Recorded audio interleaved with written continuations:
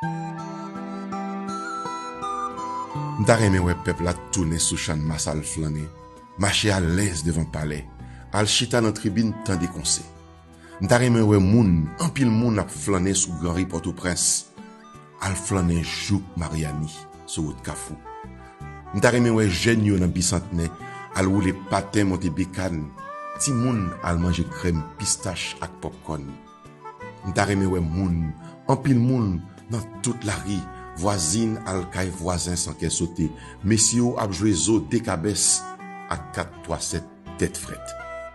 M'ta remè ouais ti moun ap tiré pli d'étoiles dans ciel capital qu'on a province, jouer map pêche ak oslet al ben la rivière al nan l'anmen. M'ta remè ouais élève ak étudiant ap bat bête dans la rue, préparer examen en bas poteau lumière bien éclairé. M'ta remè ouais chauffeur, machan, prend la rue bien bonnet, sans qu'elle sauter, sans craindre kidnapper ak voler. M'ta remè ouais travailleur ouvrière, levé depuis 5 heures, elle prend café sous belé, bois cassant, nan godé émaillé, avant yo commencer travail. M'ta remè ouais Haïti ap revive.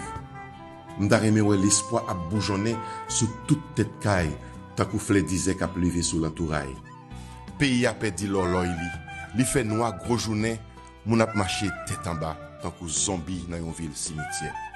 Côté paix ak pasteur, côté savé yo, Guinée yo, Haïti besoin bénédiction. Tant prie, parlez ak ancêtres yo, mandez yo lumière pour éclairer chimè, pour bâtir yon lot demain. M'envie ouais yon lot pays, m'envie ouais Haïti tourner, Haïti chéri. Pays ça, nous ka rebâtir ensemble. On commence année ça même. Bonne année 2021.